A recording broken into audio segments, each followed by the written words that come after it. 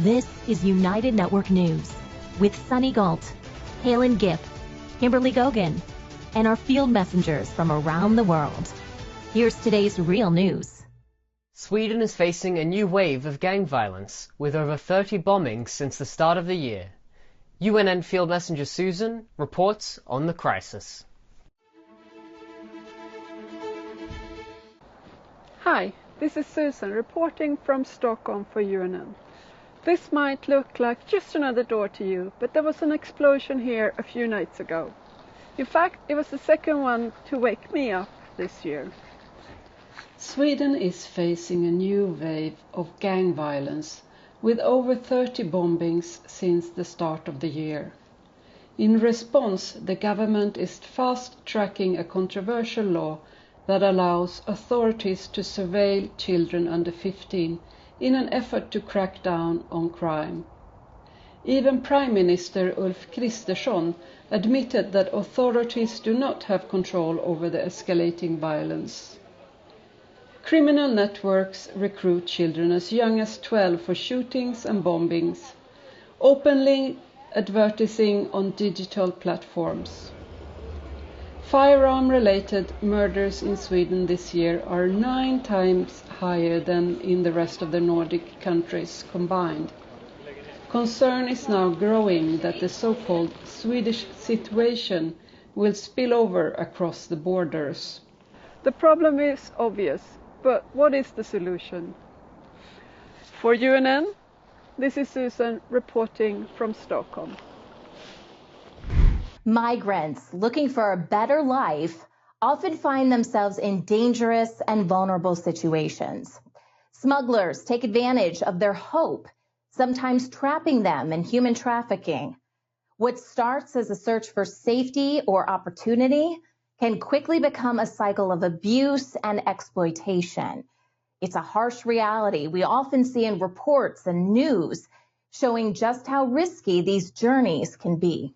Human trafficking is a global criminal enterprise that preys on vulnerable individuals, exploiting them for forced labor, sexual exploitation, or even organ harvesting.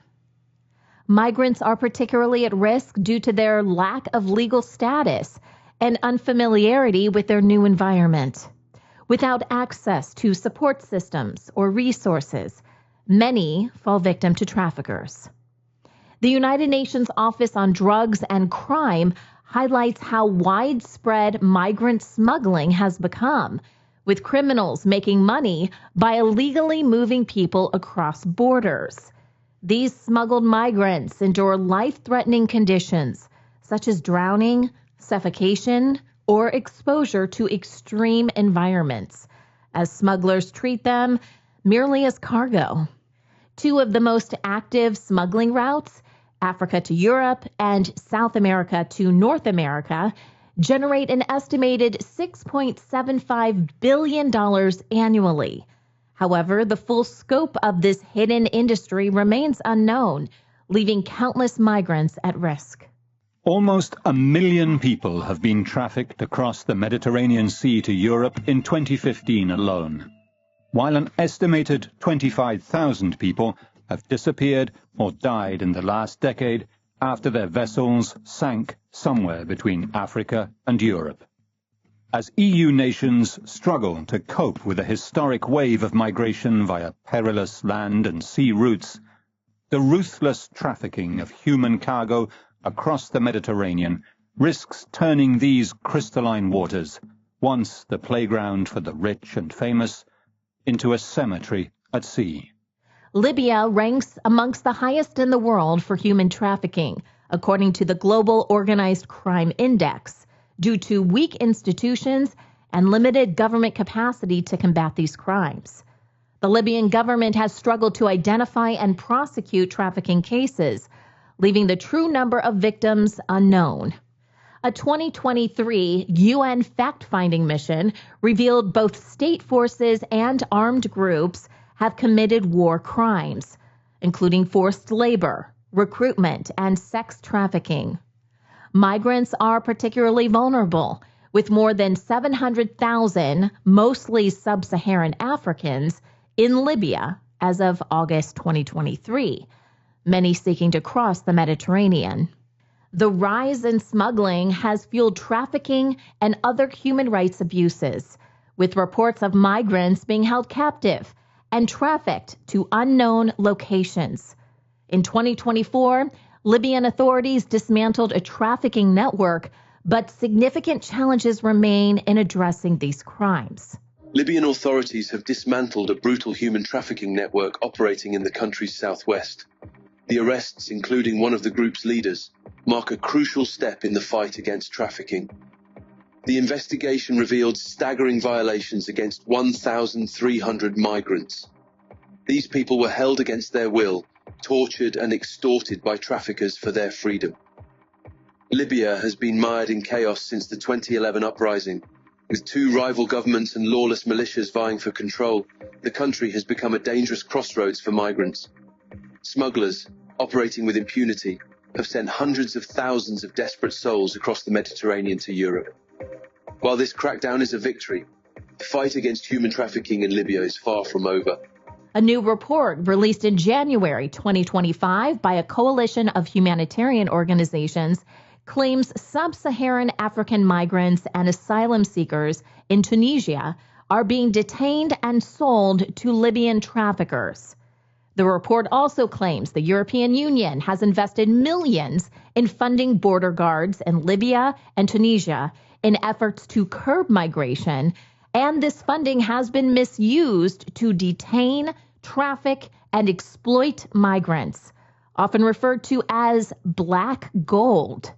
Since 2017, Italy alone has reportedly funneled millions into these efforts to train and equip Tunisian border guards. And troubles for European nations in Africa are more than just waning military influence. A new shocking report has revealed that African migrants are being sold for as little as $12, and Europe has a role in it. Now, a new human rights report has revealed migrants in Tunisia are being sold as slaves to Libyan gangs with the complicity of the European Union. The humanitarian organization that has compiled the report carried out research in the shanty camps and desert detention centers of North Africa. Now, these centers are funded by the European Union and Italy to round up migrants trying to reach their shores. But curbing immigration is coming at a high humanitarian cost. Tens of thousands of migrants from various African nations end up being kidnapped, tortured, with many reporting being sexually assaulted, and some even end up being killed. As per the report, Tunisian police and soldiers round up and arrest the migrants.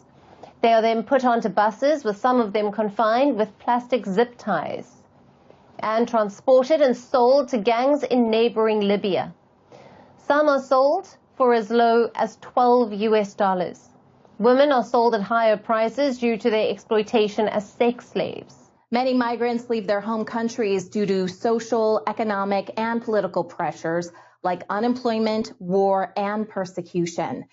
Destination countries often attract them with demand for cheap, undocumented labor. To stop organized crime from exploiting migrants, countries need to address the root causes of migration, protect victims, and ensure effective prosecution of smugglers. LED lights have taken over the world, literally. They're in our homes, offices, street lights, and even our car headlights. They're marketed as energy efficient, long-lasting, and environmentally friendly. But what if I told you that LEDs come with a darker side? From disrupting sleep patterns to harming eye health, and even potentially affecting wildlife, LED lights aren't as harmless as they may seem. LED lighting has been around since the 1960s, but it wasn't until the early 2000s that it really took off in homes. Now, governments worldwide are pushing hard for LED adoption to save energy, with many banning incandescent bulbs altogether.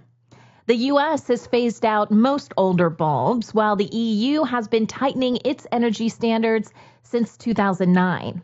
China, as the biggest LED producer, enforces strict efficiency rules, and Australia has been removing incandescent and halogen bulbs for more than a decade.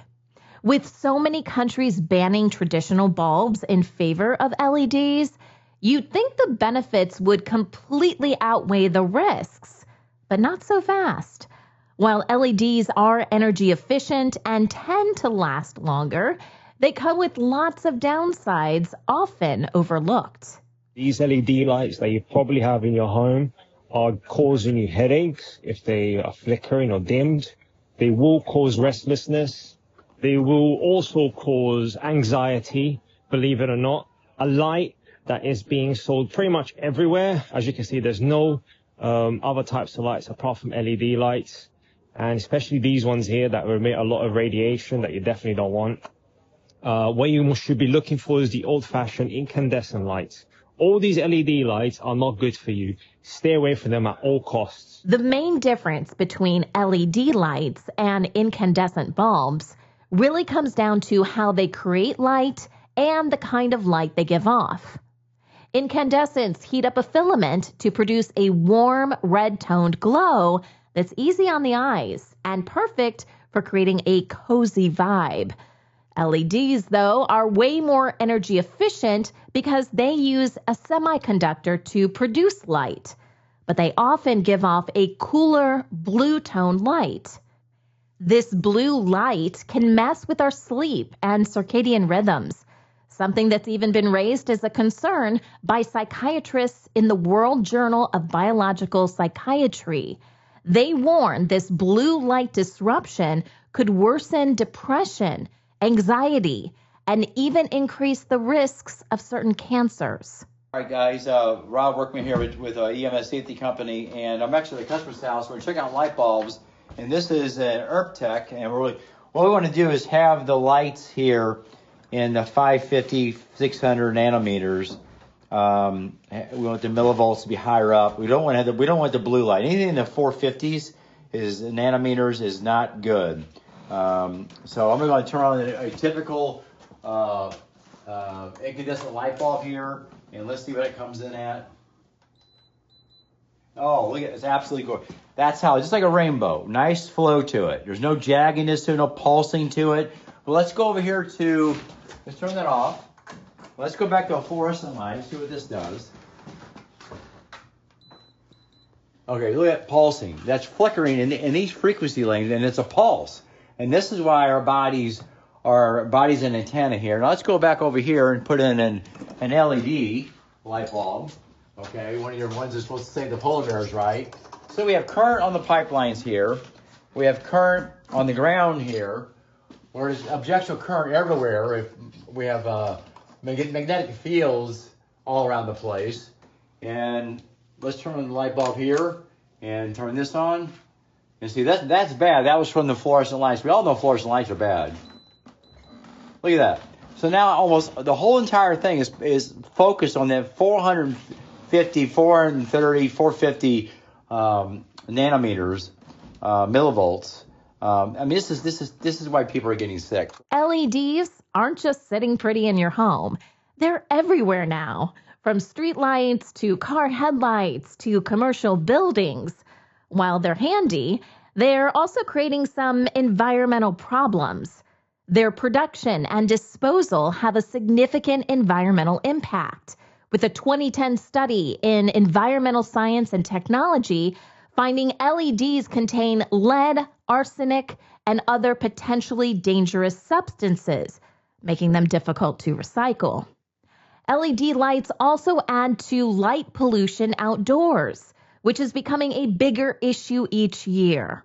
The U.S. National Park Service reports from 2012 to 2016, as LEDs were gaining in popularity, the world brightened by 2% annually, which can harm animals and their ecosystems. Animals from insects to rodents to bats have evolved to be nocturnal, meaning that they're more active during the night than they are during the day. They often take light cues from the sun and the moon to direct their behavior, feeding patterns, and movement. But these animals can become confused by our home and city lights. And the more we look, the more that we find that artificial lighting is affecting not just animal behavior, but also their genomes. Scientists studying crickets found that dim pulses of artificial light at night could affect how the crickets were expressing circadian rhythm genes. They suspect that these genetic changes are also likely affecting the awake and asleep patterns of these crickets. And a group studying sandy beach-dwelling beetles looked at their ratios of RNA to DNA as a method of studying their health. They found that exposure to artificial light changed how the beetles take in nutrients and food. So how can you reduce your impact on your local nocturnal communities? You can make sure that your lights are directed down at the ground and use motion sensors to make sure you're only using light when you need it. Buying light bulbs used to be so simple. You just pick out the wattage and go. But now with LEDs on the scene, it's a whole new ballgame. As governments continue to push for widespread LED adoption, it's important to consider these hidden dangers and explore ways to mitigate them, whether that's using warmer light options or just being more mindful of our total light exposure. It's all about finding the right balance and making informed choices that prioritize both our well-being and the planet. Step into a world of possibilities with New Earth, a groundbreaking series that shines light on holistic ways to live, work, and thrive. Join us weekly to discover new innovative ideas and explore the world around us as we, together, create our future, our New Earth. UNN Field Messenger CJ and Justin investigate the availability and cost of essential goods in New Hampshire, USA. Organic cream remains scarce, while eggs are in short supply. What's driving these shortages? Hi y'all. My name is Dustin. And I'm CJ, and we're field messengers for United Network News from God's Tender Hampshire. Good morning. We are here to assist ourselves. All right, so we're here at Trader Joe's. We're gonna go explore it. So everyone, we're at Trader Joe's, and we're just looking at their eggs. This is their egg section. So $6.99 for pasture-raised eggs. And there is a 1 limit dozen on egg purchases. And this is their entire egg section. This is their cream. This is where we get our half and half. This is $3.99 a quart.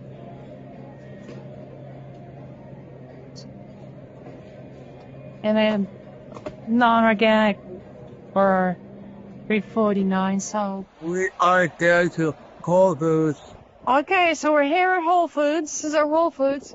Since Amazon bought out Whole Foods, that they definitely have a lot less a variety in stock. So that was a little interesting.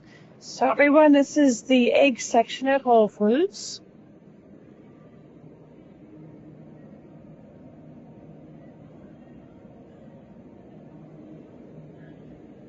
And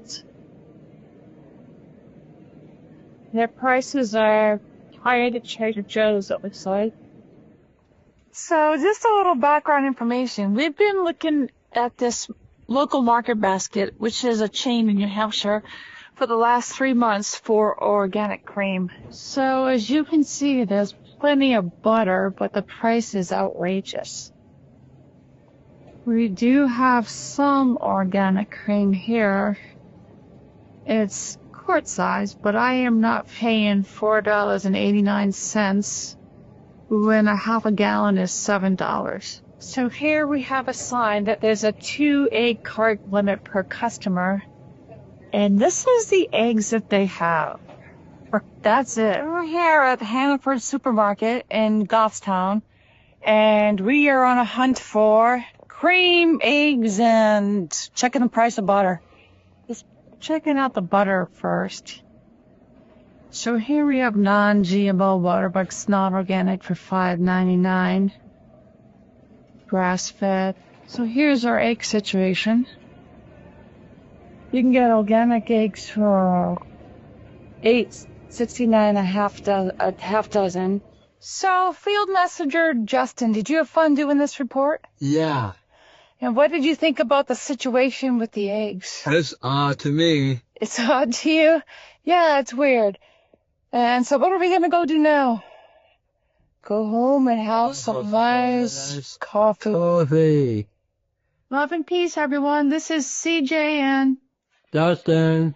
reporters for United Network News from Goffstown, New Hampshire. And care!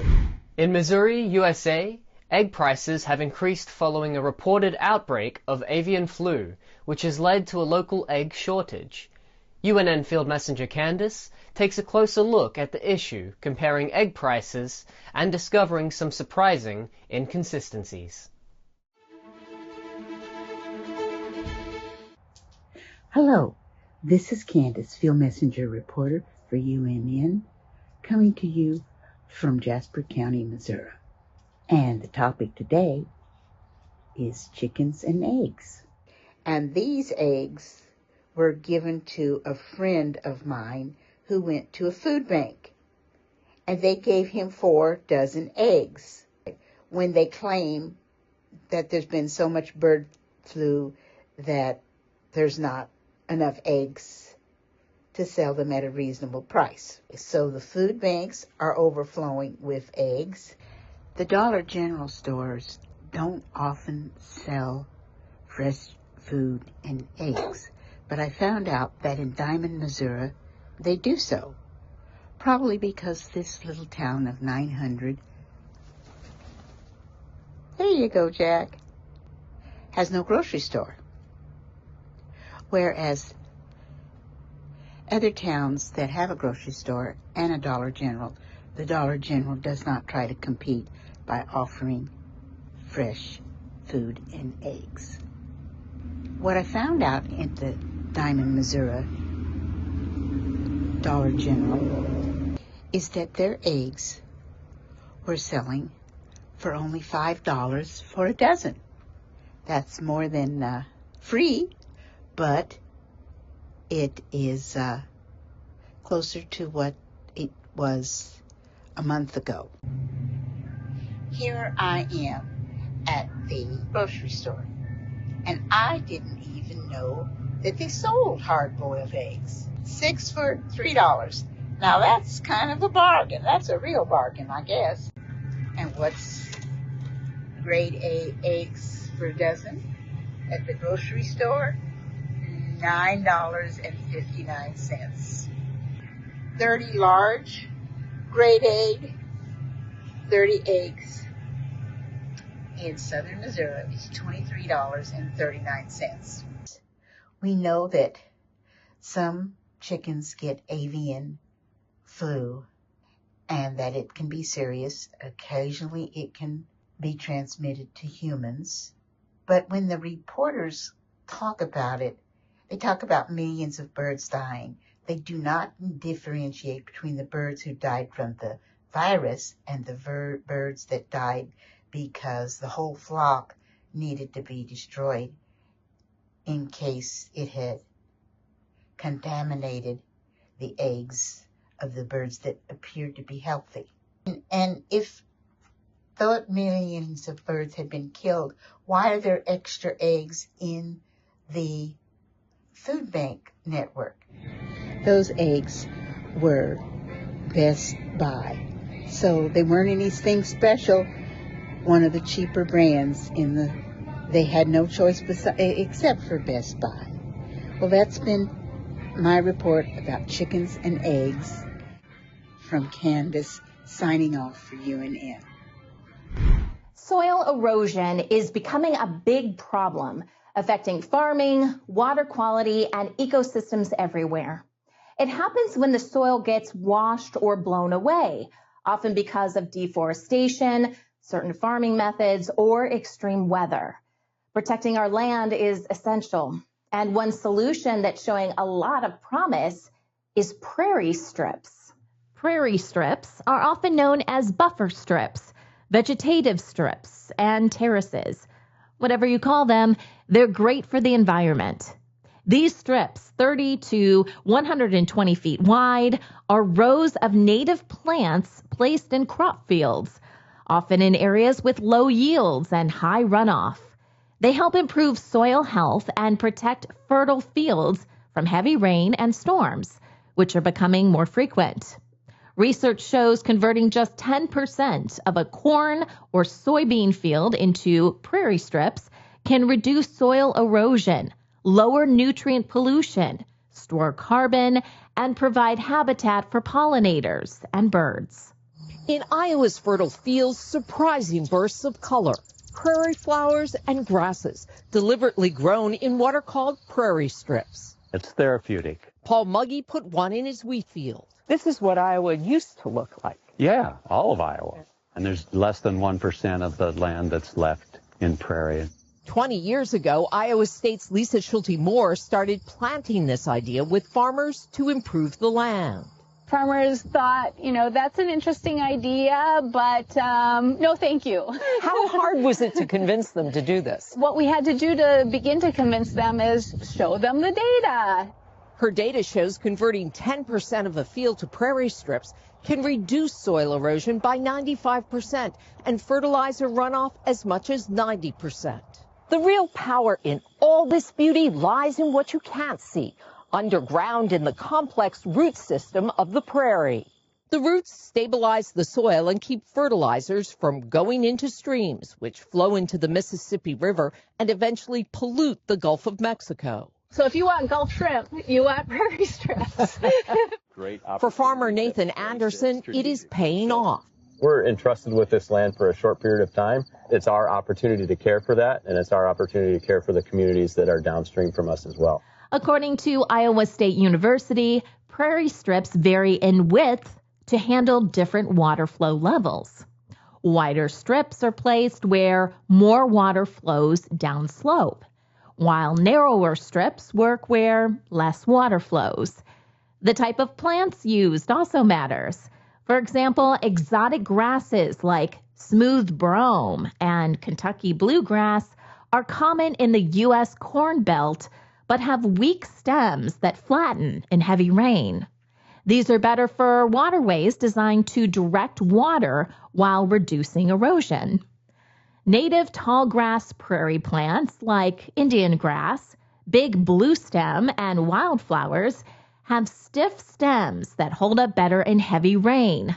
They're more effective at slowing water flow and stopping sediment movement.